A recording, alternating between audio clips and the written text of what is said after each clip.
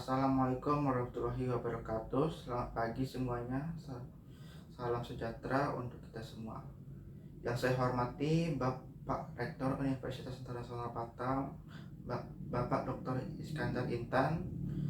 Yang saya hormati Bapak dan Ibu dosen Universitas Internasional Batam dan semua hadirin yang di sini. Terima kasih telah hadir di acara ini. Pertama-tama, marilah kita panjatkan puji dan syukur kita kehadiran Allah Subhanahu wa Ta'ala, karena atas nikmat dan karunia-Nya kita dapat berkumpul di acara seperti ini. Sebagai bangsa yang pernah mengalami penjajahan selama berabad-abad lamanya, para pendiri bangsa ini menyadari betul bahwa kebodohan masih mengingkari kehidupan bangsa ini, sehingga salah satu tujuan dan cita-cita para pendiri bangsa ini adalah mencerdaskan kehidupan bangsa.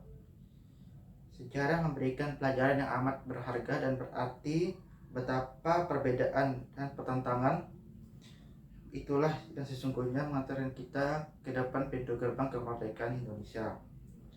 Melalui perdebatan tersebut, kita banyak belajar bagaimana republik ini terbuka, para pendiri terbuka dalam menerima perbedaan dan berbagai kritik saat itu.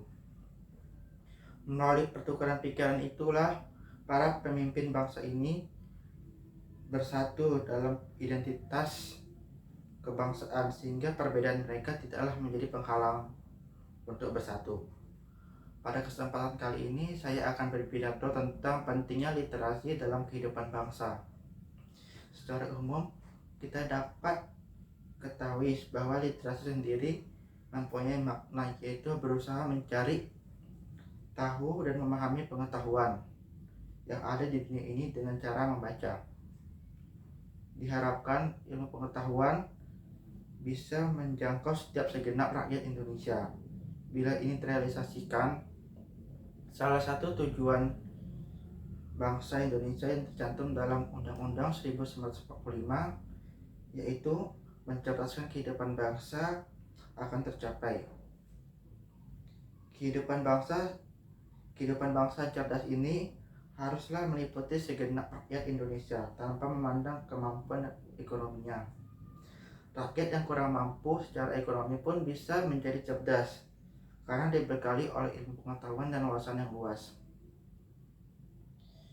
Saya berharap dengan adanya literasi dapat menanggulangi kebodohan yang masih melingkari kehidupan bangsa. Buku sebagai jembatan emas masa depan dunia. Secara sederhana, literasi memang dipahami sebagai kemampuan membaca dan menulis.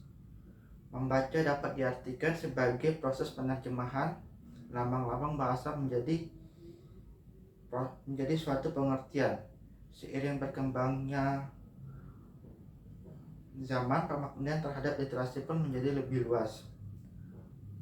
Ada alasan pemaknaan literasi dan gerakan literasi semakin berkembang.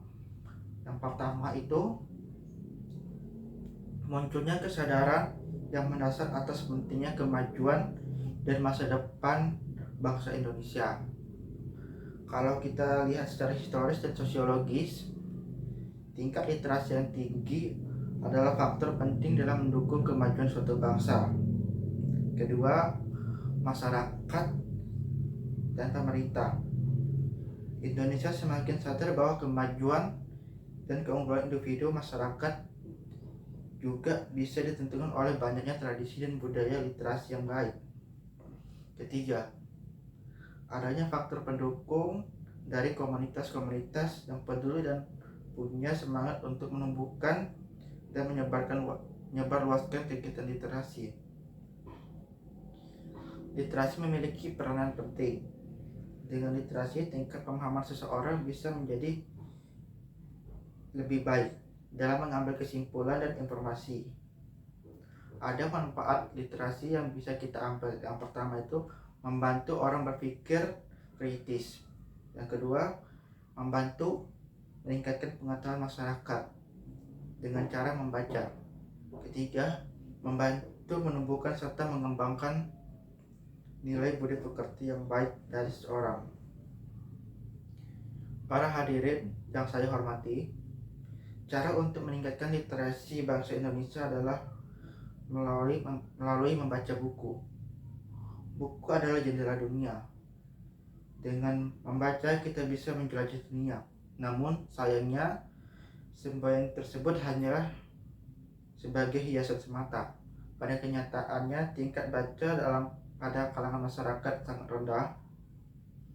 Tetapi sebenarnya ada manfaat membaca yang bisa kita ambil. Ada 10 keuntungan dari membaca. Yang pertama itu kita terhindar dari kebodohan. Yang kedua, kita bisa meningkatkan konsentrasi. Ketiga, kita bisa menjadi tahu akan sesuatu. Keempat, kita dapat mengembangkan kefasihan bertutur kata. Kelima, kita dapat mengungkapkan sesuatu secara lisan dengan mudah. Keenam, kita dapat mengeksplorasi dan mengembangkan materi yang kita ingin ungkapkan. Ketujuh, kita dapat mengambil manfaat dari pengalaman orang lain. Kedelapan, kita dapat membangun negara. Kesembilan, kita dapat mengetahui kronologi suatu peristiwa. Dan yang ke-10, kita bisa menghilangkan stres.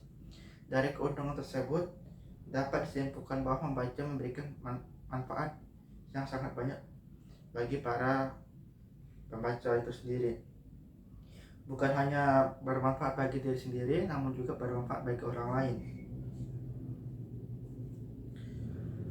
Hadirin yang berbahagia, setelah mengetahui pentingnya membaca, alangkah baiknya apabila kita meningkatkan minat kita terhadap kegiatan tersebut. Namun, ketertarikan tersebut